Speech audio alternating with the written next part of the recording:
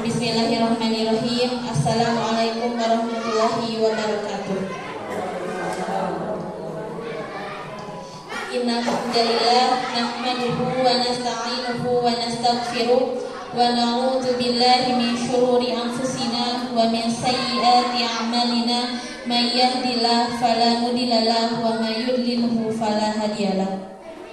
Asyhadu an la ilaha illallah wahdahu la syarika lahu wa asyhadu anna Muhammadan abduhu wa rasuluh. Amma ba'du. Puji serta syukur marilah kita panjatkan kehadirat Ilahi Robbi yang mana telah memberikan banyak sekali kenikmatan, diantaranya nikmat iman, Islam dan kesehatan. Tak lupa juga sholawat serta salam marilah kita curah limpahkan kepada junjungan kita, yakni Nabi Muhammad SAW. Tak lupa juga kepada para keluarganya, para sahabatnya, para tabi'in, itba'ut tabi'in, dan sampailah kepada kita selaku umatnya yang insya Allah taat dan patuh terhadap ajaran yang dibawa oleh mereka. Terima kasih, selamat siang kepada para hadirin yang sudah menyempatkan datang di acara Diseminasi Aksi Nyata Budaya Positif. Langsung saja ke acara selanjutnya, sambutan oleh Bapak Kepala Sekolah Bapak Haji Lili SPD. Waktu dan tempat saya persilakan.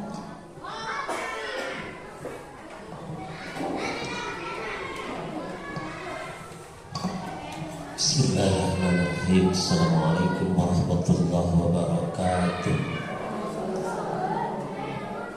Bismillah, alhamdulillah, wassalatu wassalamu ala rasulillah wa ala alihi wa sahbihi wa man asyhadu an la ilaha illallah wahdahu la syarika lah wa asyhadu anna Muhammadan abduhu wa rasuluhu la nabiyya ba'dah. Allahumma shalli wa sallim wa barik ala sayyidina Muhammadin wa ala alihi wa sahbihi wa.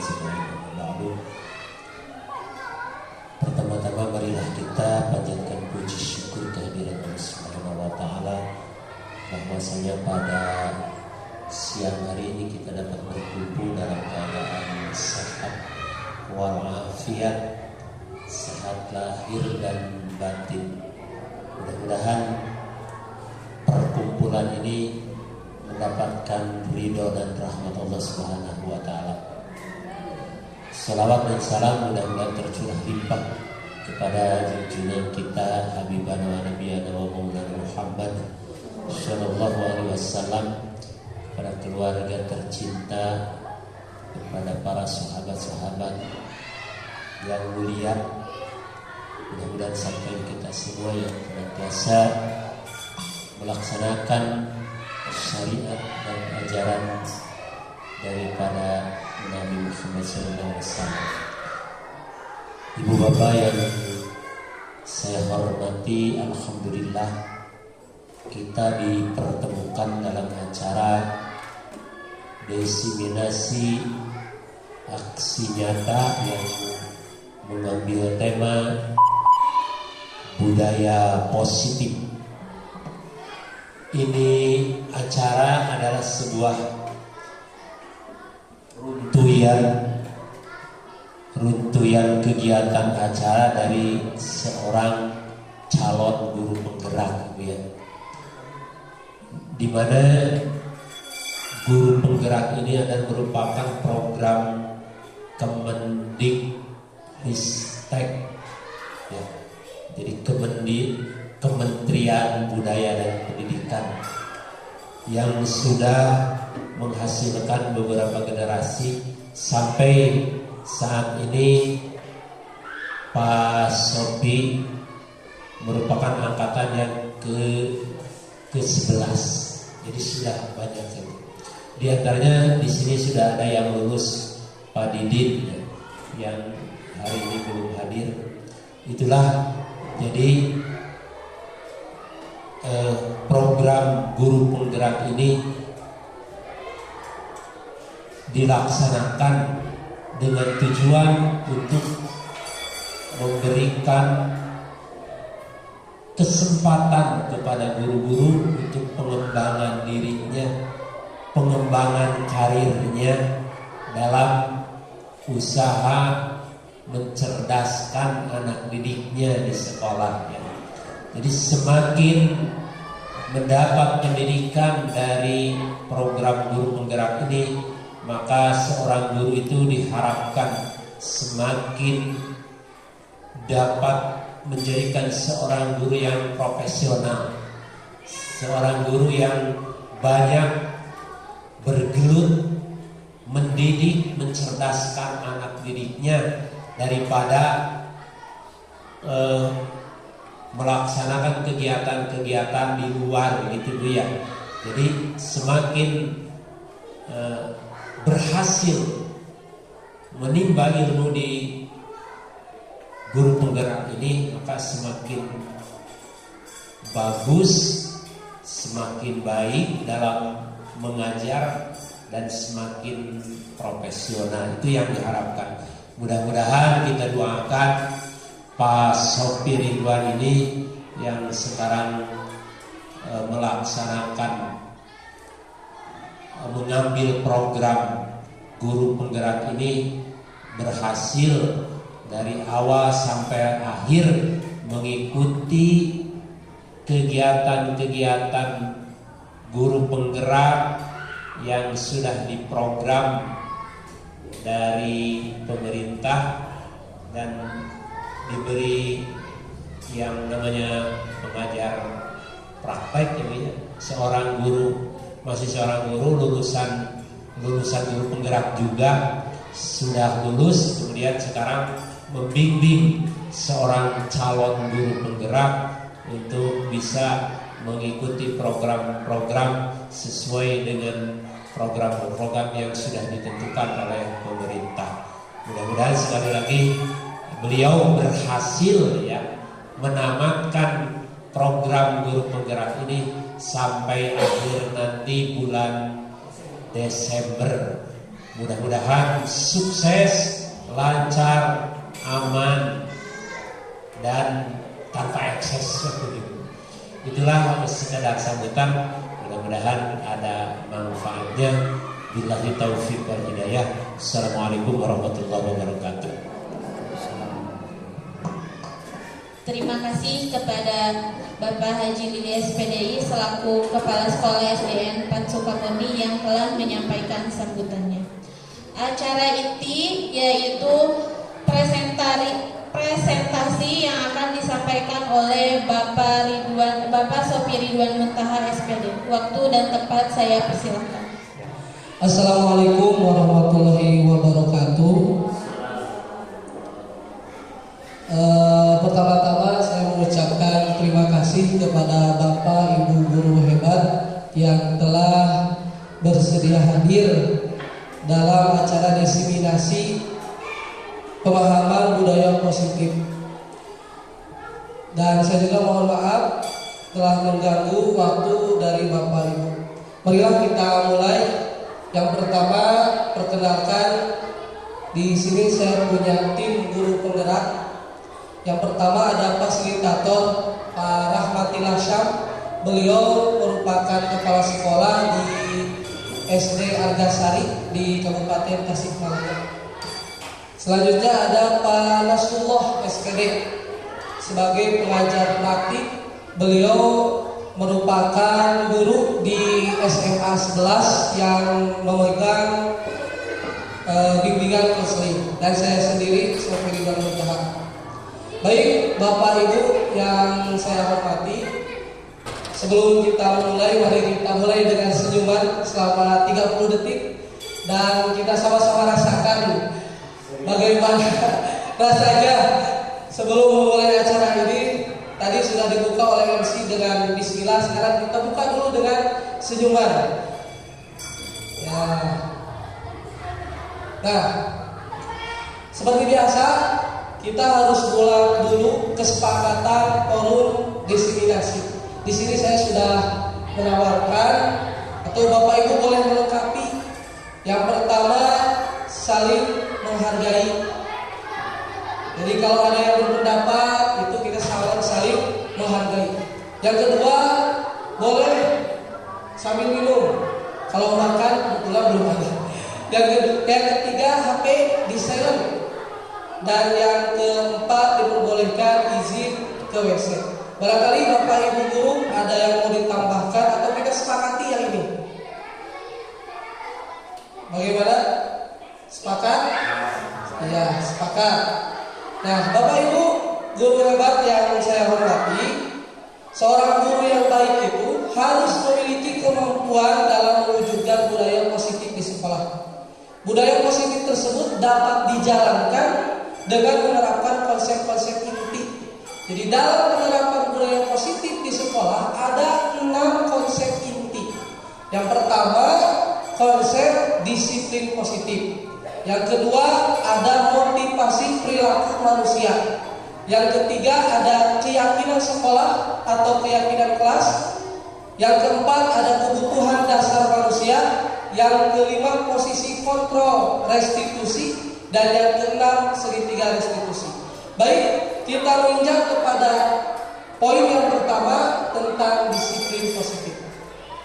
Bapak Ibu guru yang saya hormati, kalau kita mendengar kata disiplin, kira-kira yang ada di benak kita itu apa? Ketika kita mendengar disiplin, apa kira-kira yang ada di benak kita? Apa Bu? Tertib, betul. Ada keteraturan, terus kepatuhan. Baik. Dalam budaya kita, makna disiplin dimaknai menjadi sesuatu yang dilakukan seseorang pada orang lain untuk mendapatkan kepatuhan. Kita cenderung menghubungkan kata disiplin dengan ketidaknyamanan. Nah, sebelum melangkah lebih jauh tentang disiplin, disiplin ini juga erat kaitannya dengan kontrol. Bagaimana kita ingin mengontrol orang lain. Kadang-kadang kita sebagai guru menerapkan disiplin kepada anak itu dengan menggunakan kontrol. Kita seolah-olah mengarahkan supaya anak itu patuh. Nah, kalau diilustrasikan seperti kita memegang sesuatu yang berharga di tangan kita. Lalu ada teman kita yang memaksa untuk membukanya. Boleh dibuka dengan intimidasi, dengan menghardik, dipaksa dengan apapun. Pada akhirnya, tangan ini ada dua kemungkinan. Bisa dibuka, bisa enggak. Dan alasannya pun bisa bermacam-macam. Yang pertama, kenapa kita membuka tangan ini? Bisa jadi kita membuka tangan kita karena kita merasa tidak nyaman karena dipaksa. Nah, begitu pun dalam disiplin. Kadang-kadang kita lupa bahwa dalam mendisiplinkan anak itu cenderung adanya pemaksaan, bukan adanya kesadaran diri. Nah, pada poin disiplin positif ini, saya akan menerangkan bagaimana disiplin positif yang seharusnya. Karena dalam budaya kita dimaknai cenderung menghubungkan kata disiplin itu dengan ketidaknyamanan. Baik, selanjutnya, disiplin positif merupakan suatu cara penerapan disiplin yang mengajarkan anak bertanggung jawab dan menumbuhkan kesadaran diri berdasarkan nilai-nilai kebajikan. Jadi, disiplin yang dimaksud di sini bukan disiplin dikarenakan ada paksaan, tapi disiplin yang muncul dari dalam diri anak karena anak tersebut meyakini sebuah nilai-nilai kebajikan. Disiplin positif lebih ke arah disiplin diri yang dapat mengontrol diri dalam melakukan segala tindakan. Disiplin diri dapat membuat murid memahami dan menyadari berdasarkan motivasi internal, bukan akibat paksaan, ujian atau hukuman ini. Jadi tugas kita, Bapak Ibu guru hebat, ketika ingin membuat budaya positif, salah satunya dengan disiplin positif, maka kita harus bisa memunculkan motivasi internal dari murid kita. Nah, ketika murid datang tepat waktu, kira-kira motivasinya itu apa? Apakah karena takut dimarahi guru atau apa? Nah ini tugas kita sebagai guru adalah memunculkan motivasi internal pada murid-murid kita. Yang kedua, yang selanjutnya mengenai dengan nilai-nilai kebajikan. Nilai-nilai kebajikan adalah sifat-sifat positif. Tadi kan di pemaparan sebelumnya bahwa disiplin positif ini munculnya motivasi internal karena adanya keyakinan terhadap nilai-nilai yang diyakini oleh murid. Nah, nilai-nilai itu merupakan nilai-nilai kebajikan. Nilai kebajikan itu sifat-sifat positif manusia yang merupakan tujuan mulia yang ingin dicapai setiap individu. Nilai-nilai tersebut bersifat universal, lintas bahasa, suku, bangsa, agama maupun latar belakang. Jadi beda antara peraturan dengan nilai-nilai kebajikan. Contoh, kalau di pendidikan sekarang kan ada profil pelajar Pancasila. Nah ini salah satu contoh nilai-nilai kebajikan yang bisa diterapkan di sekolah. Yang pertama, profil pelajar Pancasila itu apa? Beriman, bertakwa kepada Tuhan Yang Esa, dan berakhlak mulia. Kan ada lagunya nih.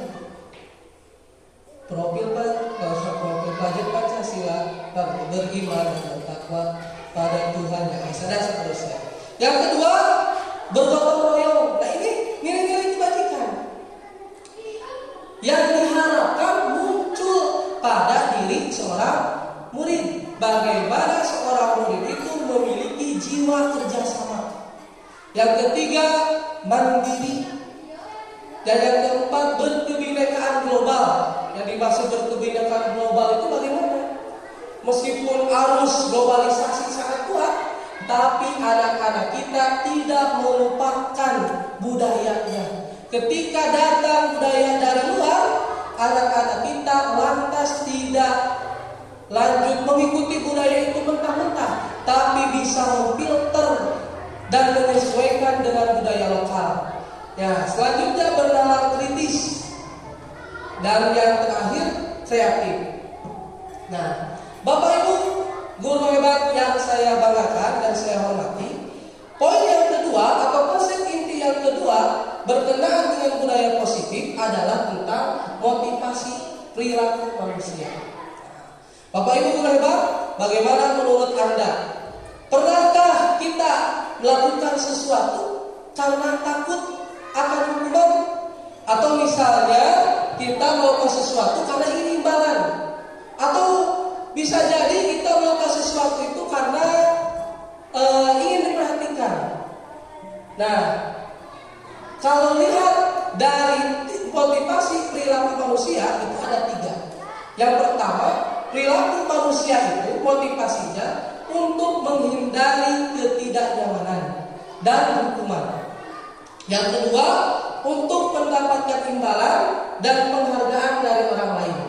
Dan yang ketiga, untuk menjadi orang yang mereka inginkan dan menghargai diri dengan nilai-nilai yang mereka percaya.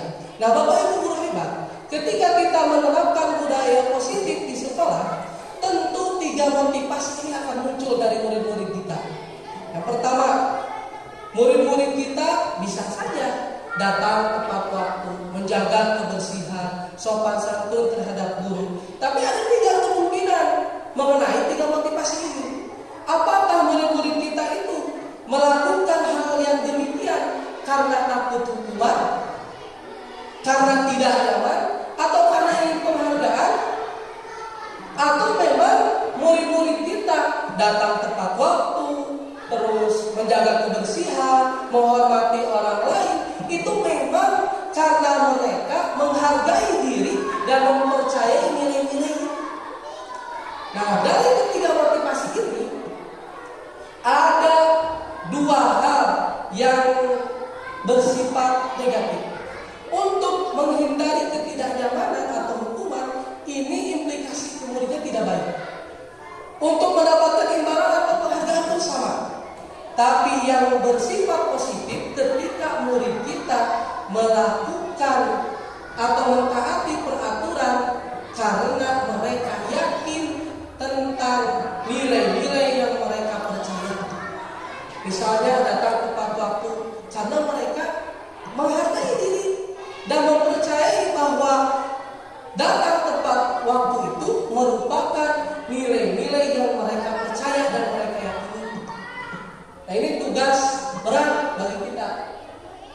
ketika kita ingin membuat atau menerapkan budaya positif di sekolah, maka kita perlu memperhatikan 3 motivasi itu.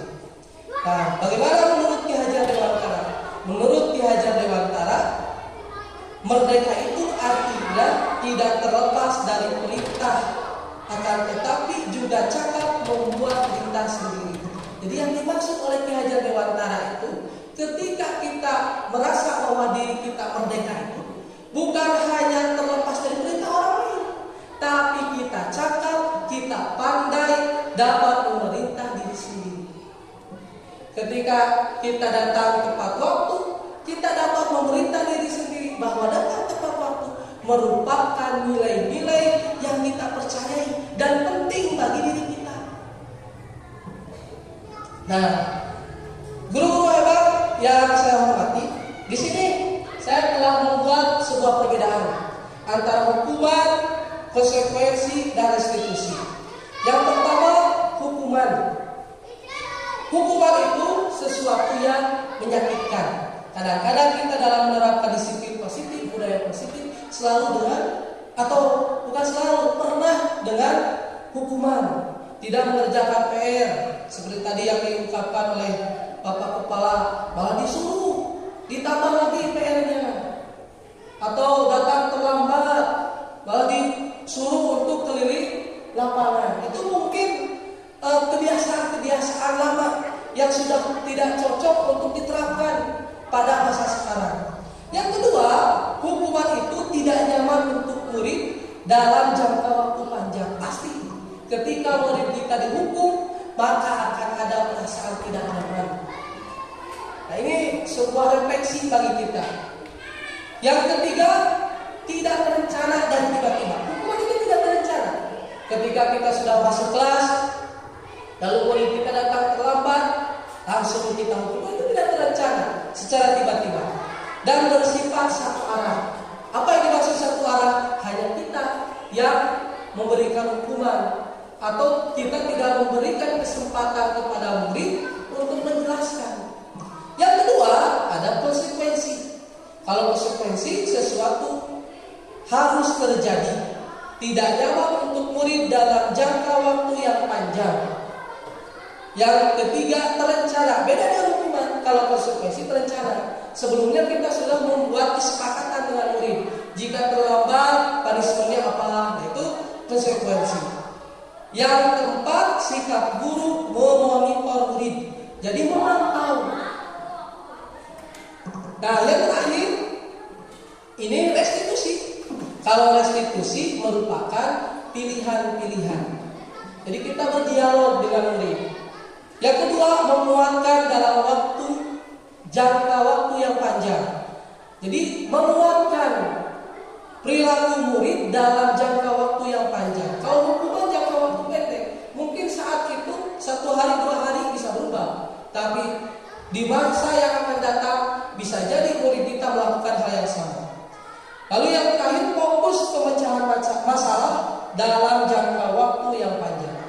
Nah, mari kita sama-sama merefleksi.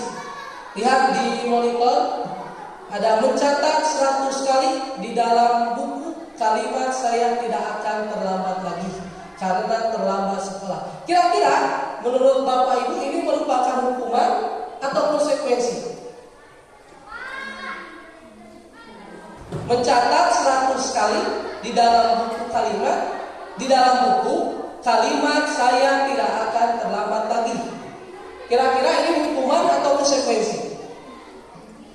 Konsekuensi. Lari mengelilingi lapangan basket 2 kali karena terlambat hadir di sekolah. Hukuman atau konsekuensi? Hukuman. Menggantikan kertas tugas teman yang telah dicoret-coret. Kira-kira hukuman atau konsekuensi? Lalu meminta murid tidak mengenakan sepatu seharian di sekolah karena tidak mengenakan sepatu hitam. Hukuman atau konsekuensi? Jadi murid tidak memakai sepatu hitam, lalu disuruh tidak mengenakan sepatu seharian. Hukuman konsekuensi? Hukuman. Oke. Terakhir, lari mengelilingi lapangan basket 2 kali karena terlambat 10 menit untuk pelajaran PJOK. Kira-kira ini hukuman atau konsekuensi? Hukuman. Baik, kita lihat. Yang pertama, mencatat 100 kali di dalam buku kalimat itu merupakan hukuman karena tiba-tiba dan tidak terencana. Lari mengelilingi lapangan basket 2 kali karena terlambat hadir di sekolah, sama ini juga hukuman karena tidak terencana. Kalau menggantikan kertas tugas teman yang coret, ini konsekuensi.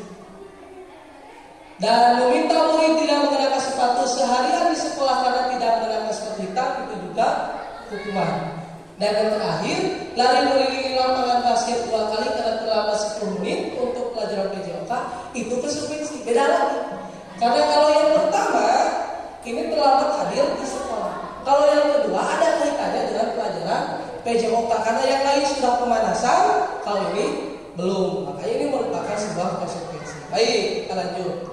Nah, ini ada identitas gagal dan identitas sukses. Kalau hukuman ini maksudnya identitas gagal. Apa indikatornya? Sesuatu yang menyakitkan harus terjadi, hukuman. Kalau konsekuensi, sesuatu harus terjadi karena merupakan akibat dari apa yang dilakukan oleh murid. Kalau restitusi merupakan pilihan. Terus tidak nyaman untuk murid dalam jangka waktu yang panjang. Kalau konsekuensi dalam jangka waktu pendek tidak nyaman. Kalau restitusi menguatkan untuk murid dalam jangka waktu yang panjang. Nah, lanjut. Ini banyak indikatornya. Kalau hukuman, nah, implikasinya negatif ke anaknya. Jadi akibat ke anaknya itu negatif, tidak akan berubah. Kalau konsekuensi sifatnya itu netral, sedangkan kalau restitusi itu positif. Nah, baik. Lalu apa itu restitusi? Ini restitusi itu. Restitusi adalah proses menciptakan kondisi bagi murid untuk memperbaiki kesalahan mereka, sehingga mereka dapat kembali ke kelompok mereka dengan karakter yang lebih kuat.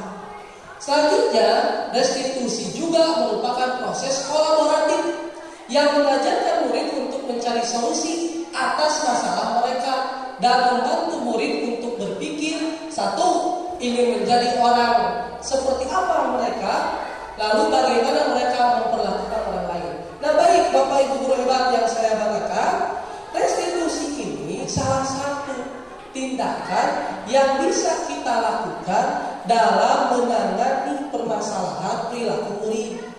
Kadang-kadang ketika ada perilaku murid yang tidak sesuai dengan nilai-nilai yang kita percaya, kadang-kadang kita jarang melakukan restitusi. Padahal seharusnya sebagai seorang pendidik, restitusi ini penting. Jadi restitusi ini menciptakan kondisi bagi murid untuk memperbaiki kesalahan, sehingga mereka dapat kembali ke kelompok mereka dengan karakter yang lebih kuat, kembali ke teman-temannya, kembali ke lingkungannya itu dengan karakter yang lebih kuat, bukan malah jadi dendam atau jadi malu.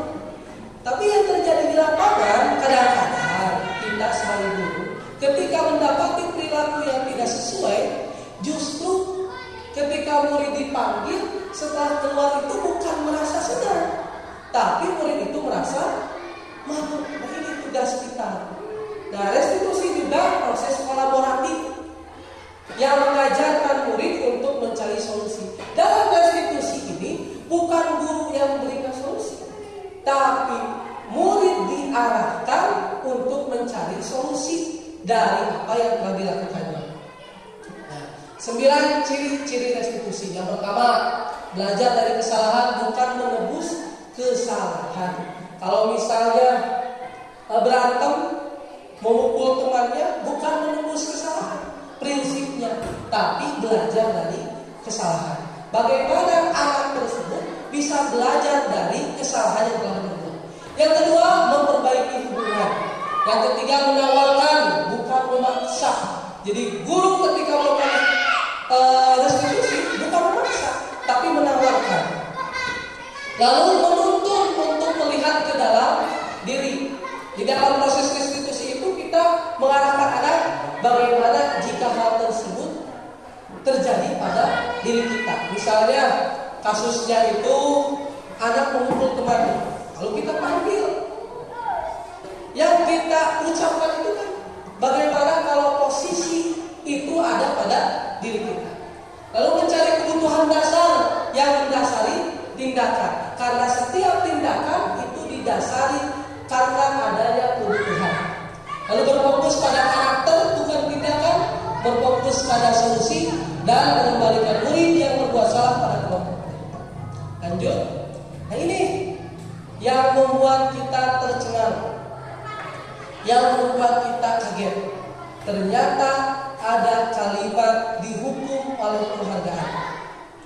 Penghargaan berlaku sama dengan hukuman, dalam arti meminta atau membujuk seseorang melakukan sesuatu untuk memenuhi suatu tujuan tertentu dari orang yang meminta atau membujuk, dorongannya eksternal dan akan ada faktor ketergantungan.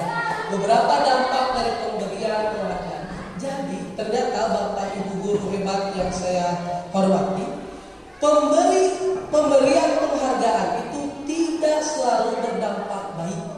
Justru ketika kita memberikan penghargaan itu bisa jadi berdampak tidak baik. Kenapa demikian? Yang pertama, pengaruh jangka pendek dan jangka panjang.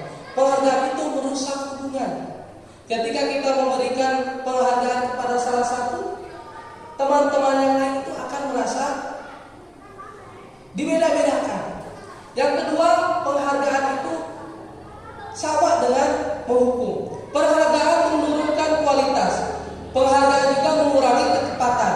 Karena nanti anak itu, kembali lagi tadi ke perilaku manusia, ketika melakukan sesuatu, mentaati sebuah aturan bukan karena munculnya motivasi intrinsik, tapi karena adanya motivasi eksternal berupa penghargaan.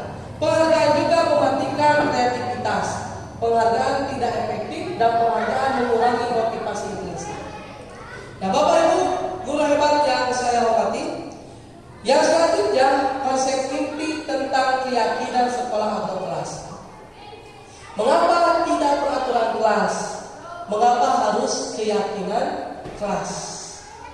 Jadi namanya itu bukan peraturan kelas, tapi keyakinan kelas. Nah, mari kita berefleksi sebentar. Mengapa kita memiliki peraturan harus menggunakan helm bila mengendarai kendaraan roda 2? Kira-kira kenapa? Karena takut hukum? Atau apa? Ya? Yang kedua, mengapa kita memiliki peraturan membuang sampah di tempatnya? Yang ketiga, mengapa kita memiliki peraturan harus datang tepat waktu pada saat mengikuti pelatihan atau pembelajaran? Apakah karena ingin mendapatkan akibat tidak nyaman dan menghindari hukuman? Atau apakah karena ingin dapat timbalan? Atau yang lain, emang kita menyadari bahwa itu penting buat diri kita? Nah, untuk mendukung motivasi intrinsik, kembalikan ke nilai-nilai atau keyakinan-keyakinan, karena akan lebih menggerakkan seseorang dibandingkan mengikuti serangkaian peraturan-peraturan. Jadi kembalikan kepada keyakinan yang murid kita itu percaya. Nah, keyakinan kelas atau sekolah, guru berperan dalam mewujudkan terbentuknya keyakinan sekolah atau kelas dengan adanya kesepakatan antara guru dan murid. Biasanya sebelum kita melangkah lebih jauh di tahun ajaran baru, kita membuat kesepakatan kelas. Nah, lalu kesepakatan kelas itu dirubah menjadi keyakinan kelas. Keyakinan sekolah atau kelas berupa pernyataan-pernyataan universal yang mudah diingat dan dipahami dan harus diterapkan di lingkungan sekolah. Berbeda dengan aturan kelas atau kesepakatan kelas. Misalnya kesepakatan kelasnya datang dengan tepat waktu. Maka keyakinan kelasnya disiplin. Karena keyakinan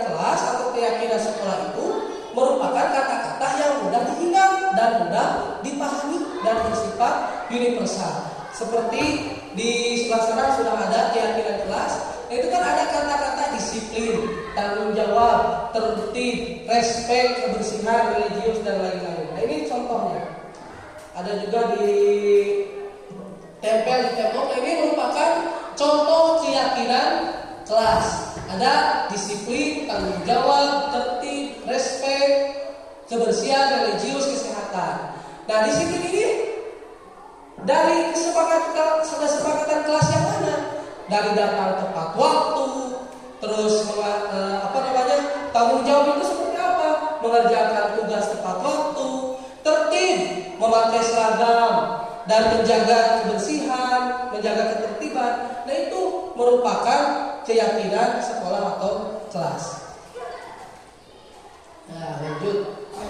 Nah, selanjutnya kebutuhan dasar manusia.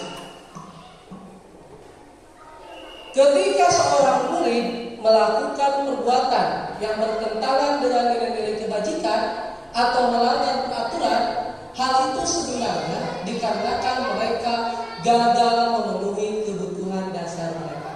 Jadi ketika murid kita melakukan perbuatan yang bertentangan dengan nilai-nilai kebajikan, dengan aturan, kadang-kadang kita langsung menjudge, salah, langsung menghukum. Padahal kita harus sadar bahwa perilaku tersebut karena gagal memenuhi kebutuhan dasarnya. Mari kita lihat.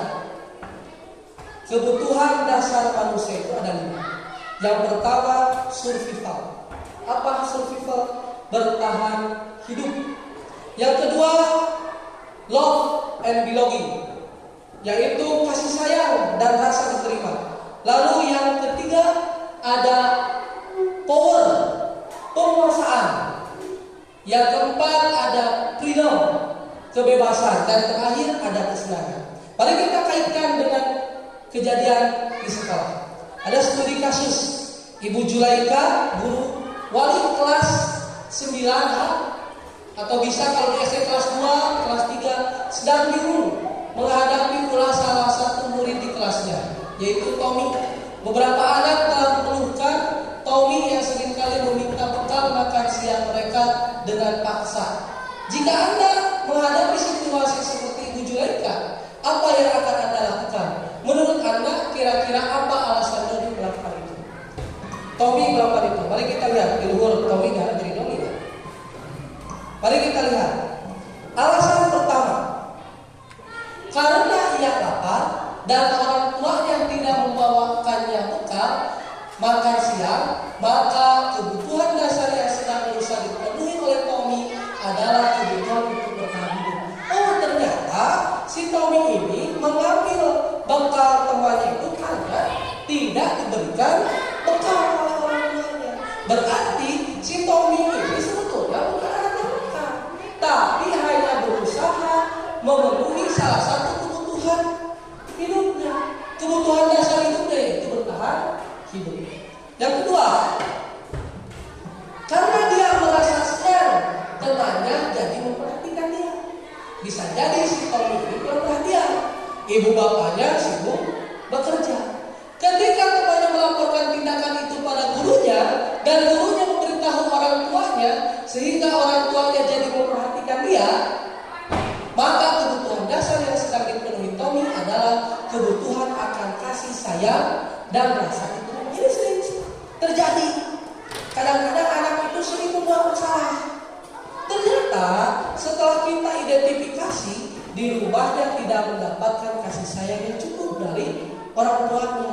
Misalnya karena korban perceraian atau karena orang tuanya sibuk bekerja. Makanya si Tommy ini sengaja membuat atau mengganggu temannya karena ingin diperhatikan oleh orang tuanya. Alasan ketiga, karena temannya jadi takut dengan dia dan menuruti keinginannya. Jadi orangnya ini ingin ditakuti. Maka sebetulnya Tommy ini sedang memenuhi salah satu kebutuhan dasarnya, yaitu kekuasaan. Bagaimana sikap kita sebagai guru? Nah, kita harus pandai-pandai.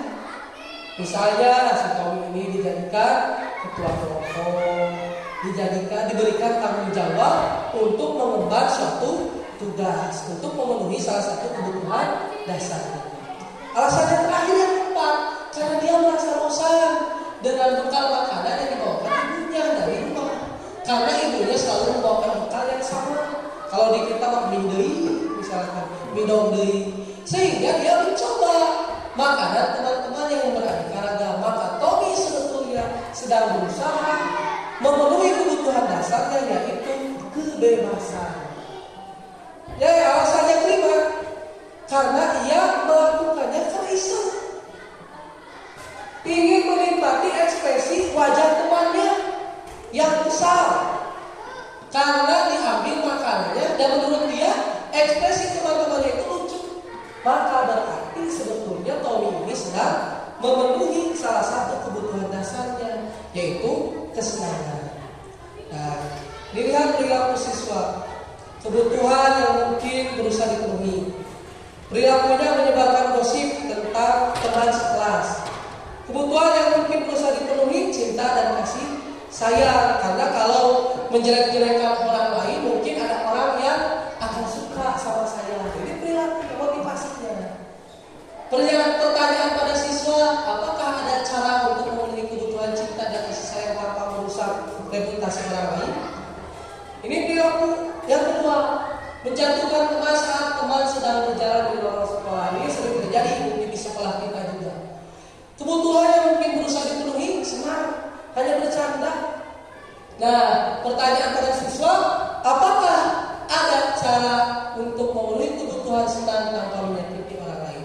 Jadi intinya, perilaku siswa itu didasari karena pemenuhan kebutuhan dasar dirinya.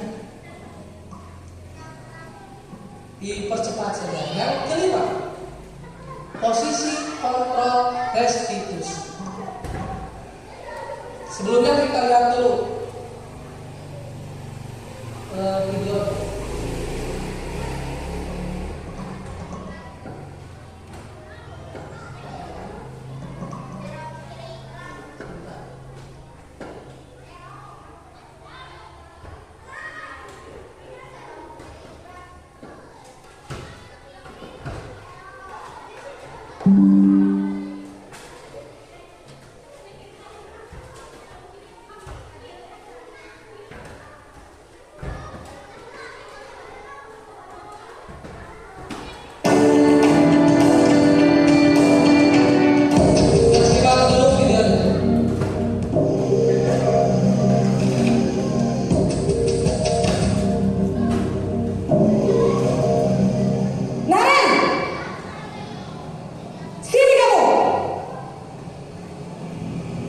Selamat pagi.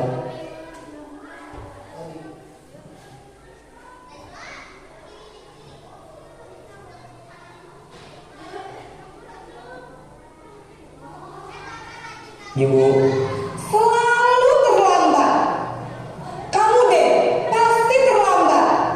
maaf Bu, saya Apa? Apa coba? Alasan kamu apa lagi? Kapan sih kamu tidak terlambat? Malas sekali ya kamu jadi anak. saya Dasar pemalas. Gak kapok-kapok sih kamu. Sudah berapa kali terlambat? Sana, kamu keliling lapangan basket 2 kali. kenapa saya harus keliling lapangan basket Bu? Kenapa? Kamu seorang ibu.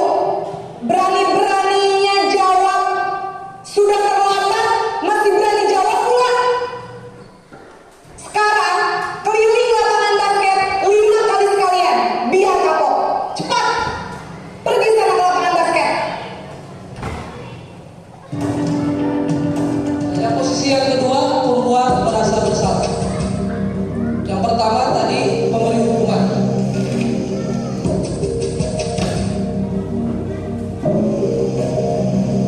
Naren,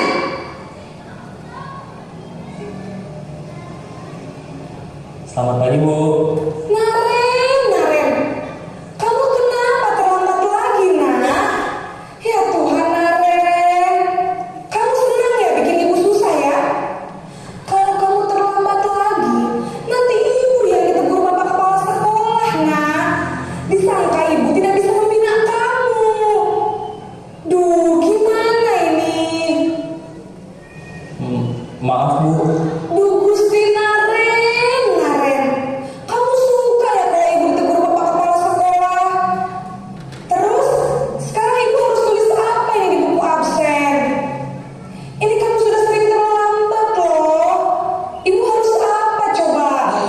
posisi membuat rasa maaf sekali. Ya sudah.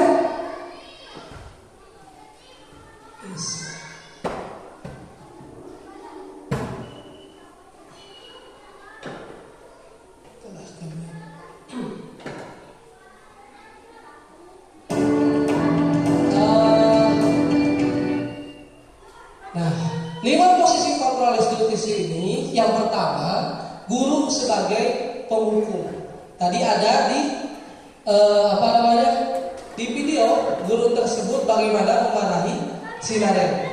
Yang kedua, guru sebagai pembuat rasa bersalah, tidak menghukum, tapi dampak ke muridnya, murid ini menjadi merasa bersalah. Yang ketiga, guru sebagai teman. Dan yang keempat, guru sebagai pemantau. Dan yang kelima, guru sebagai manajer. Nah, Bapak Ibu guru hebat, kita lihat 5 posisi kontrol ini.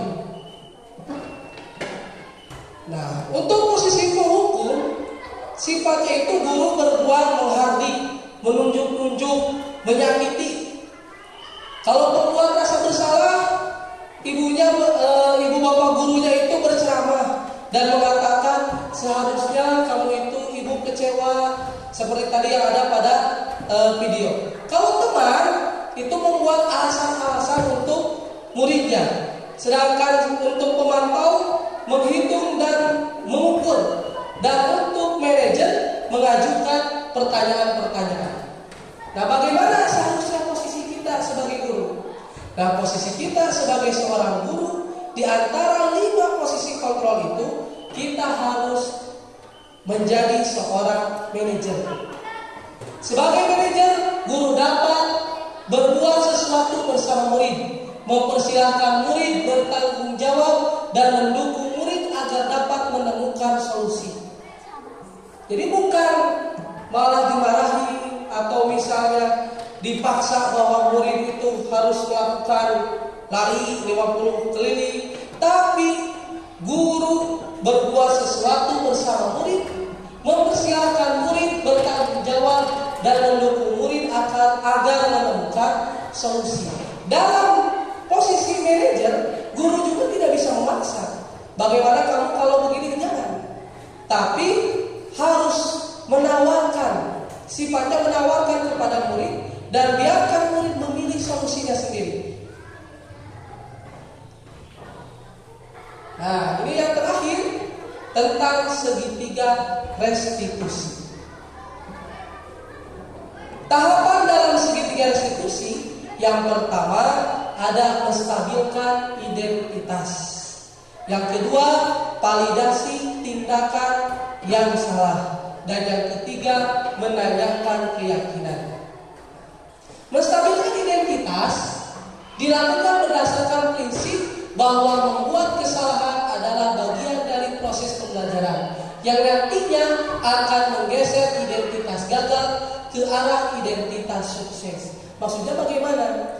Nah, ketika misalnya mendapatkan perilaku murid yang tidak sesuai dengan nilai-nilai kebajikan yang diyakini, misalnya mendorong teman, bertengkar, mengambil paksa makanan teman, maka kata yang harus diucapkan oleh guru itu adalah yang pertama, berbuat salah itu hal yang manusiawi. Ini untuk menstabilkan identitas.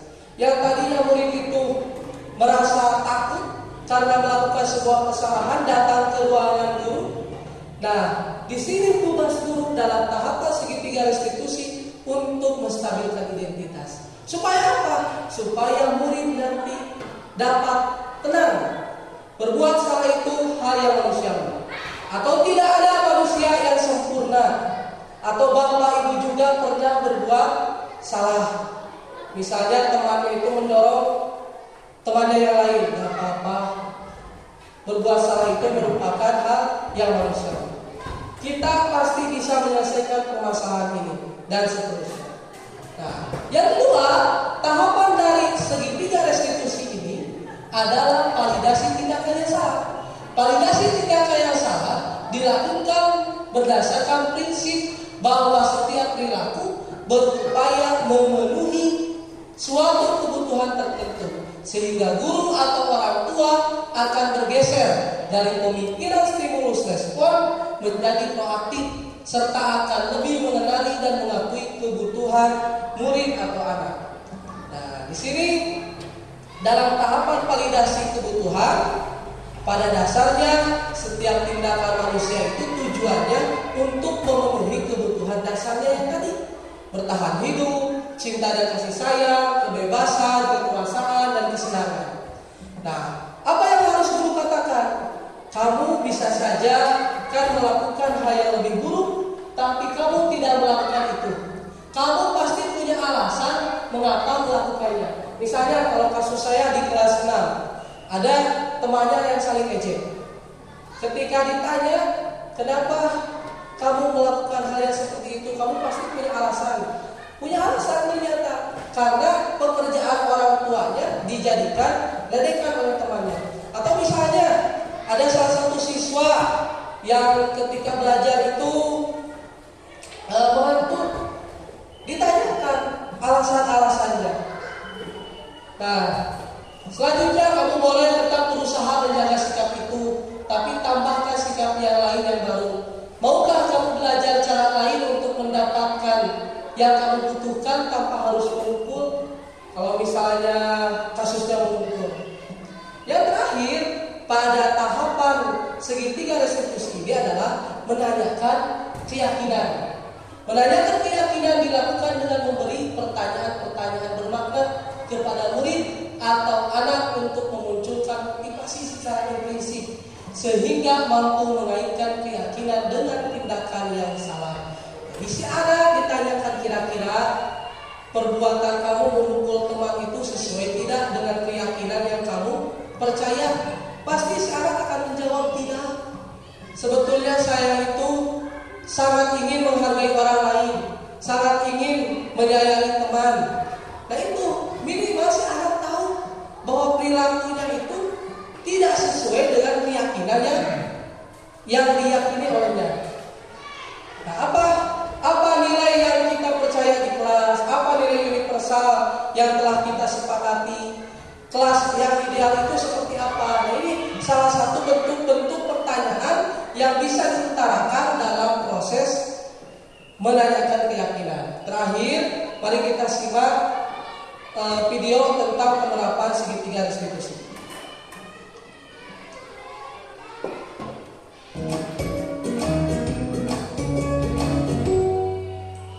Salam dan bahagia Ibu dan Bapak guru hebat. Pada video kali ini kita akan membahas tentang salah satu program disiplin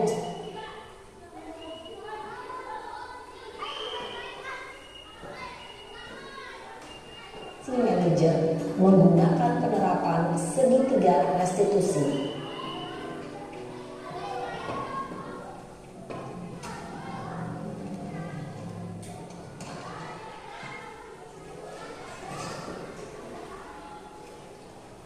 Siap Sarah. Siap Pak. Sudah lama nggak ketemu Sarah? Kenapa hari ini ada di sini? Kesel Pak, kesel banget.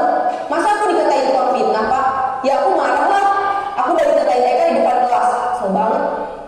Oh begitu. Ya pasti kamu marah dan kesal. Bapak juga akan marah apabila ada yang menuduh Bapak. Nah, Bapak Ibu guru, ini merupakan proses menstabilkan identitas. Si anak itu awalnya kesal, awalnya itu takut, maka kita sebagai guru harus bisa menstabilkan identitasnya. Kita lihat itu. Kemudian pada saat itu kamu Ini melakukan merupakan Ya saya tindakan Eka lah Pak. tindakan yang Kesel salah. banget. Saya bentak-bentak dia depan teman-teman lain. Oh begitu. Pasti kamu melakukan seperti itu karena suatu alasan tertentu bukan? Iyalah, masa saya diam saja Pak. Ya saya bela diri lah. Masa saya dituduh tukang fitnah? Ya wajar lah. Mempertahankan harga diri itu sesuatu yang penting buat kamu. Untung kamu tidak bertindak lebih gegabah lagi, hanya membentak-bentak. Iya Pak. Untung saya masih bersabar dan hanya membentak saja. Sudah gemes padahal. Saya pasti bela diri lah. Ya pasti ya. Tapi kamu memilih untuk tetap bertahan dan bersabar. Kamu memilih untuk tidak berbuat lebih parah lagi, kan? Iya. Nah, sekarang coba kita lihat lagi tindakan kamu yang bentak-bentak Eka di kelas. Tindakan kamu itu kira-kira sesuai dengan keyakinan kelas atau prinsip kamu tidak? Enggak lah, Pak. Nah, Bapak Ibu guru, dapat kita lihat pada tahapan kedua tadi Bapak ini sedang validasi tindakan yang salah dengan menanyakan apa sebetulnya kejadian yang terjadi. Dan di tahapan terakhir Bapak ini sedang menanyakan keyakinan, dan kita nanti lihat apa hasilnya. Pak, capek Pak jadi pemarah. Jadi keyakinan atau prinsip mana yang kurang sesuai dengan keinginan kamu?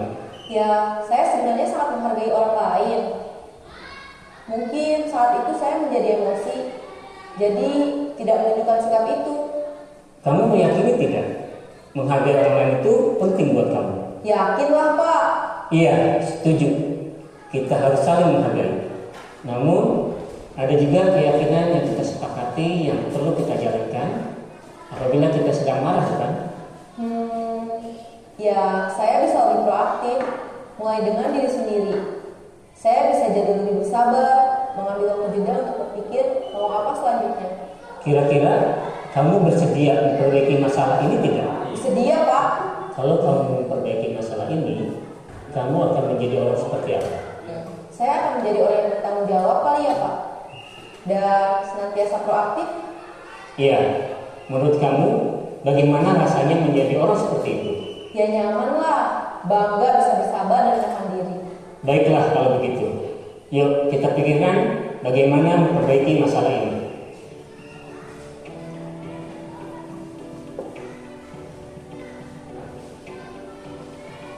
Ibu dan Bapak. Nah, dari tahapan ini dapat kita ambil tarik kesimpulan bahwa setiap perilaku dari siswa itu didasari dalam pemenuhan kebutuhan dasarnya. Jadi kita sebagai seorang guru lantas jangan langsung menghakimi, menghukum murid kita ketika melakukan kesalahan. Tapi salah satu cara dalam memperbaiki perilaku murid kita itu dengan penerapan segitiga restitusi. Tapi perlu kita ingat juga, segitiga restitusi ini bukan berarti menghilangkan konsekuensi. Ketika memang pelanggaran atau perilaku yang dilakukan oleh murid kita itu ada konsekuensinya, maka konsekuensi tetap dijalankan. Restitusi dijalankan dan konsekuensi pun dijalankan. Sekian mungkin yang dapat saya sampaikan. Mudah-mudahan kita bisa sama-sama belajar dalam menerapkan budaya positif khususnya di sekolah kita. Terima kasih atas perhatiannya. Wassalamualaikum warahmatullahi wabarakatuh. Barangkali ada pertanyaan. Kalau dirasa cukup mungkin sekian. Ada pertanyaan?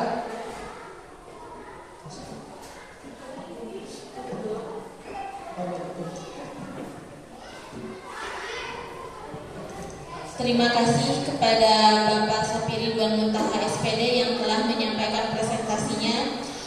Semoga apa yang beliau tadi sampaikan menjadi manfaat buat kita semua. Amin.